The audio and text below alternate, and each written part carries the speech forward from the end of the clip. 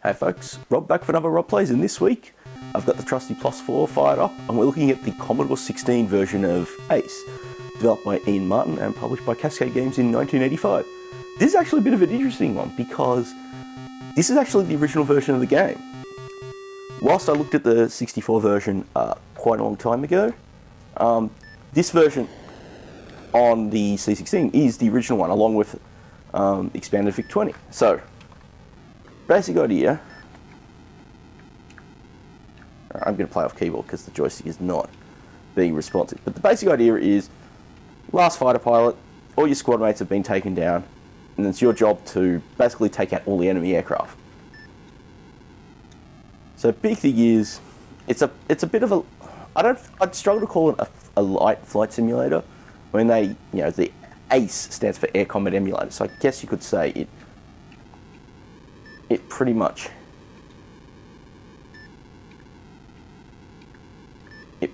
handles its way from there. But the basic idea is that you just need to dogfight these aircraft. Now, let's line them up. So, whilst I'm trying to lock the first targets, I will cover a bit how the screen setup is. So on your instrument panel, you've got the rockets. Black rockets are standard. They're basically fire and forget. The yellow ones are heat-seeking, so if you line up with those, you can then, they can sort of track the target a bit. Then you've got your thrust gauge, self-explanatory, you use F1 and F2 to adjust that. You've got your fuel gauge, how much fuel you've got left in the plane.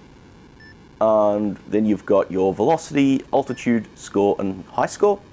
Pretty much self-explanatory.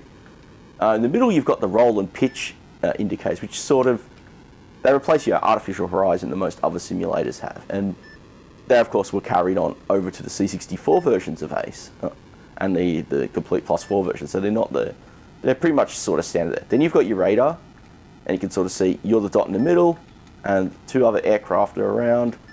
I've got their indicators pointing up and down respectively because they're above and below. And then you've got a little indicator showing how many enemies are left. In this case, I've got 2.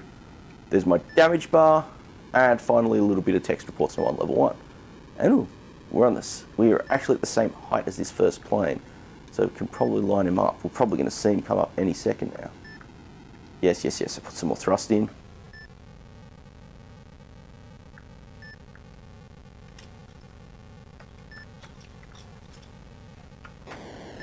There we go. So, the key controls are... Oh, he's just shot me. Okay.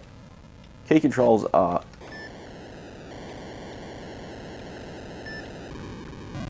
Yes!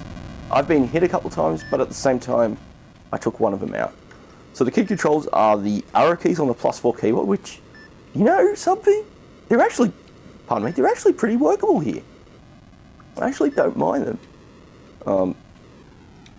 As always, the Commodore joysticks for the C16 and Plus 4, the black ones, are rubbish. And while I have adapters to use my zip sticks and other Atari 9-pin joysticks, they don't necessarily fit in well. So I don't really like using them. They don't sit in the connectors properly. Maybe I should gut these instead. Alright.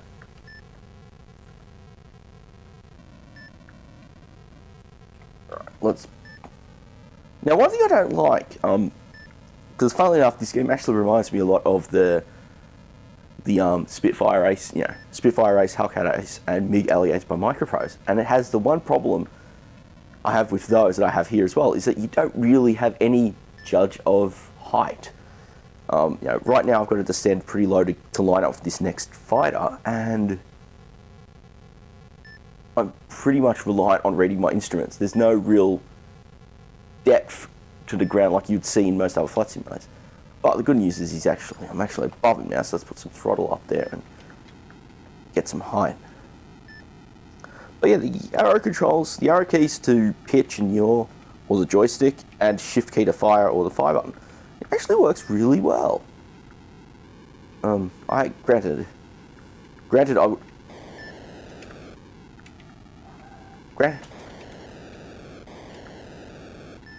it's just a case of... Excellent, stage 1 complete. Yeah, stage 1 is done. Now I see our bonus being tallied.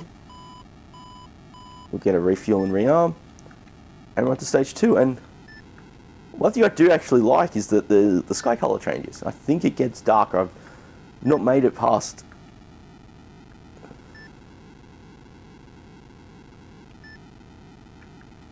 I think I've made it maybe stage 3.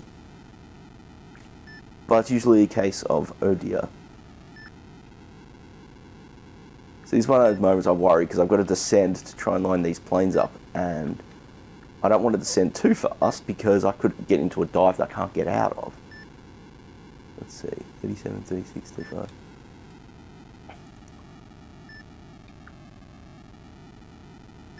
$2,000 feet. Cripes, it's getting low. Just nudge it down slowly. Okay. One of them, I'm at the height about one of them, so I'm going to try and... He's the one that's further away, so I'm going to try and line him up, and then we'll take him out. And hopefully his PAL will try and rise up to meet us. I don't really like getting much lower than this as a result. Alright, maybe that's not going to work. Let's dive down a bit further.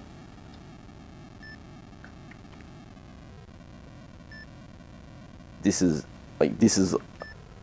making me tense.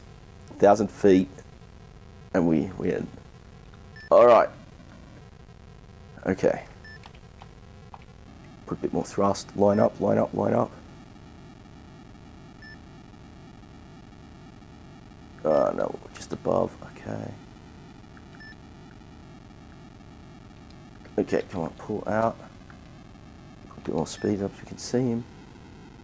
There he is. He's going to come for a hit.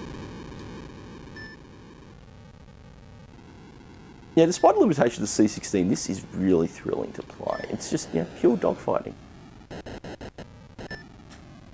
Oh! And that is why you've got to be careful. 250. Alright.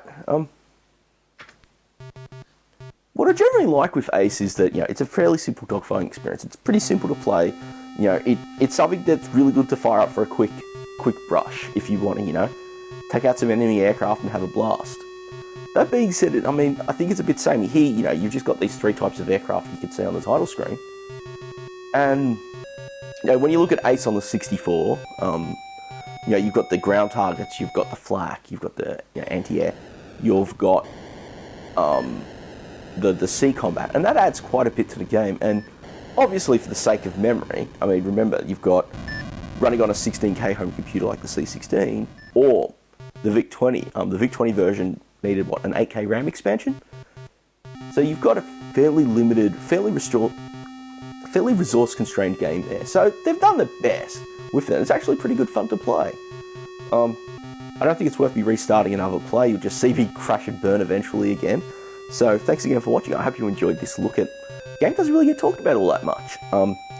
As always, you know, do leave some... If you've enjoyed, leave a thumbs up on the video. They really are important for, you know, helping them be visible on the channel. You know, I'd love to hear your thoughts. You know, do you reckon this is a fun little sim to play? I don't know. Like sim light style game to play. Thanks to all my subscribers as always. And if you're not a subscriber, do hop on board if you want to see more retro computer gaming videos like this one. Thanks again for watching. And I'll catch you next time.